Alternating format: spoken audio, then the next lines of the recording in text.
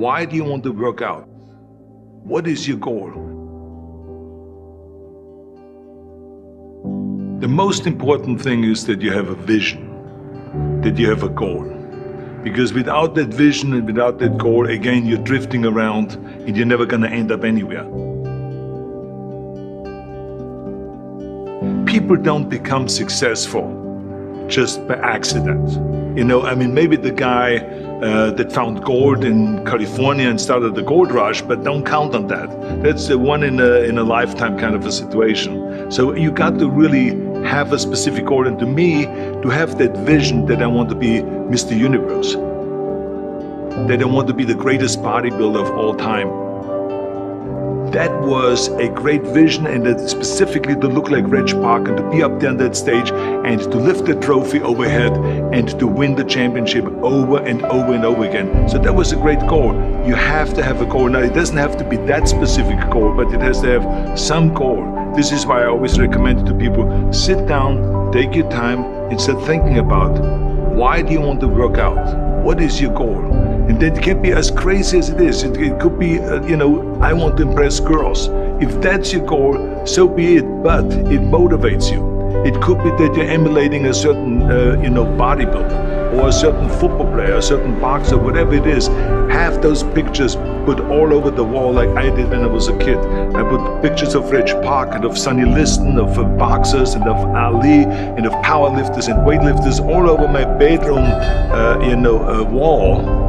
So that every day when I go to sleep, every day when I wake up, I look at those pictures and they motivate me. You need that motivation, and then therefore you have this kind of imprint in front of you all the time, and you know exactly what you're chasing. People always come up to me and says, why are you smiling? You're working out 5 hours a day. You're doing the same as the other guys, but the other guys have a sour face. They're pissed off that they have to do another rep or another set or something. I looked forward to another 1,000 reps of sit-ups. I looked forward to another 500 pounds of leg press or squat. I looked forward to doing more and more curls until my arms fall off. Why? Because I knew that every rep that I did and every set that I did and more weights that I lifted, I get one step closer to turning that vision into reality. So I was turned on by that. I was excited. I couldn't wait to get to the gym.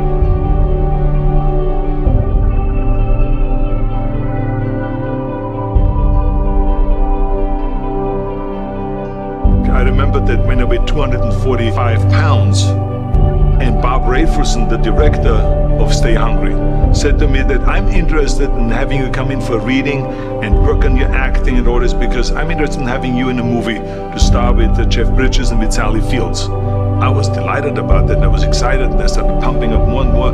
And then he said, but I don't want you to weigh more than 210 pounds.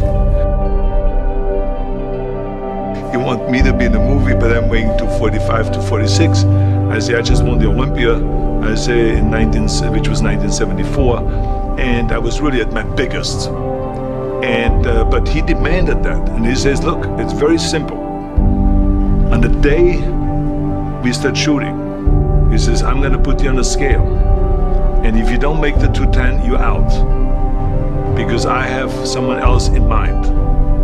And I worked on it. I started visualizing myself very clearly as a lean athlete, because that's the only way I could lose that weight and all of a sudden get interested in running more, because up until that point I ran like 3 miles after training or before training or whatever, but now all of a sudden it was 5 miles, 6 miles, 7 miles, 8 miles, and they even ran mini marathons in order to lose the weight, and I did everything with high reps, and I was watching my diet, what I eat and all those kind of things. And but the day before, I remember we were in Birmingham, Alabama. The day before I was at the YMCA with Bob Raferson.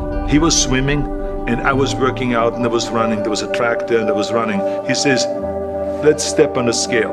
And I stepped on the scale and I weighed 209. So it just shows to you what is possible if you visualize exactly what you want to look like.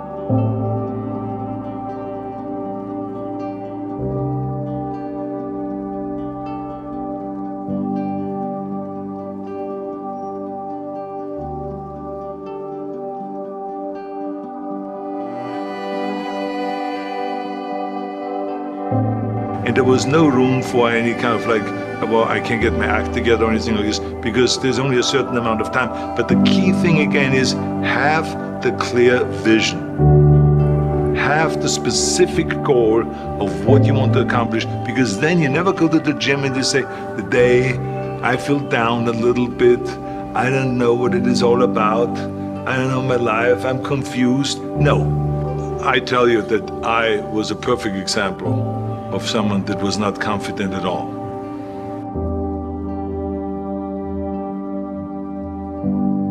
I mean, when I was a kid, I was just like any other kid. I had my hang-ups and problems and all this. But when I joined the weightlifting club and I won my first little trophy because I did the best clean and jerk, and then we went to another meet and I won another little trophy, I started feeling like somebody. But the bottom line is, everyone can use the same method, because I used it in politics, I used it in making money, I used it in everything that I've done in the movie business. When you have one little victory, little victories add up, and that is what gives you then ultimately confidence. Well, for me, the most important thing always to have a deadline. So when I, for instance, had a competition, and let's say the competition was in the middle of September, and it was now beginning of summer, so there was no more time to screw around. So there was the time now to get going on a diet, to get going with the training, to not slack off at all, because there was a deadline there. The day of the competition, I had to be in the best shape possible. And I knew that if I come to the competition and I lose because I did not schedule my training the proper way, or I didn't have the right frame of mind, or I didn't give everything, literally worked my butt off, I would be just so angry. So I never wanted to be in that situation. So this is why it was very important to pick that time and to say, this is when I have to be in top shape, and then I work towards that. But it's not just with the competition. I mean, it's the same in the movie business. I mean, to me, it was always a big advantage when I said, okay, my movie starts on April 1, and I have now 3 months, so I have to get really in great shape. So you pick those times. It could also be that you have no movie and you have no Mr. Olympia or no Mr. America, no Mr. Universe coming up or any of those things. But you say to yourself, the summer starts in June. I'm gonna go to the beach in June, and at that time I want to be in great shape. So that creates an urgency that makes you really start training hard and taking it seriously. Because if you don't have a specific plan, then you wander around. I mean, you can have, as I've told you many times, the best ship or the best plane in the world, but if you don't have a specific goal where you want to go and when you want to get there, you just drift around and you never get anywhere. So this is why it is so important to create that urgency and have a specific time when you want to be in shape. Well, I mean, look, everyone has a problem with time, but the day is 24 hours and we sleep 6. Now, I know there's some out there that say, whoa, I need 8. Well, I say just sleep a little faster, because the bottom line is we have 6 hours of sleep, 24 hours are available, so you have 18 hours now available to your work, your family, your hobbies, and also to learn something new or to do something new, which could easily be that you want to learn a new language, or that you want to read as you have a New Year's resolution, I have to read a book every week, or you say, I'm gonna go and reshape my body.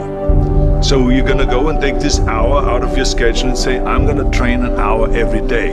So this is for most people a huge challenge, but it is totally doable, I can tell them, because the kind of things that I did when I came to this country, I mean, I went to school, I was working in construction, I was working out my 5 hours a day, I was taking acting classes from 8 o'clock at night to 12 midnight, I was doing all of those things. I wanted to make sure that out of the 24 hours of the day, that I don't waste one single hour. Those hours were too precious. And so there I just want to tell people, don't give me this thing, I have a difficult time with the time and I don't have time for this and I don't have that. You have time, you make the time.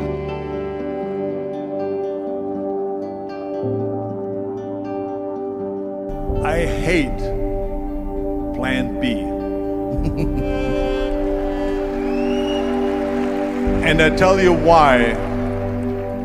Because we have so many doubters as I've said earlier, the no-sayers. We have so many of those people that say no and you can't do it, that's impossible. That is okay, because we just turn off, as I said earlier, and we listen and we hear the no being a yes. You can't do it, you can do it, and all of that.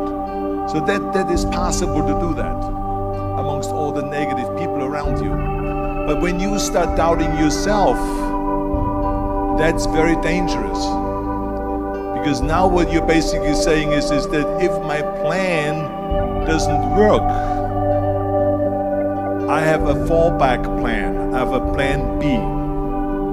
And that means that you start thinking about plan B, and every thought that you put into plan B, you're taking away now that thought and that energy from plan A.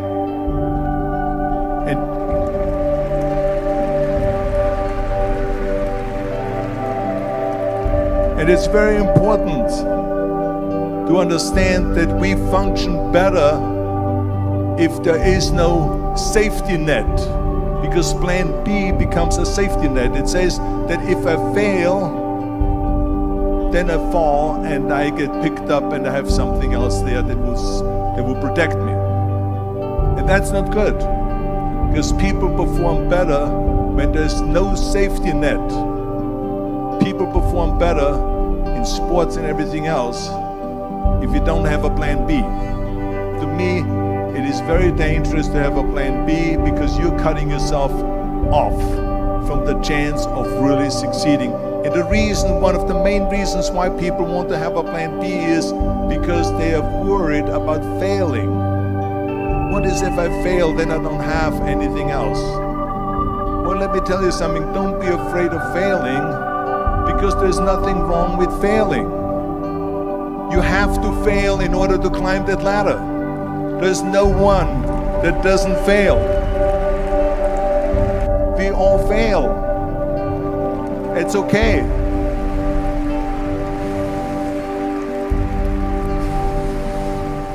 What is not okay is that when you fail, you stay down. Whoever stays down is a loser. And winners will fail and get up, fail and get up, fail and get up. You always get up. That is a winner. That is a winner. Hey, we all lose. We all have losses. This is okay. And this is why I say don't be worried about losing, because when you're afraid of losing, then you get frozen. You get stiff. You're not relaxed. In order to perform well in anything, if it's in boxing or if it is on your job or with your thinking, is only happening when you relax. So relax. It's okay to fail. Let's just go all out and give it everything that you got. That's what it is all about. So don't be afraid to fail. This is one of my 6 rules to success. You can only feel complete as a person if you think about what can you do for your fellow member around you that maybe needs help. I felt like that. Everyone has a different motivation why you get into that.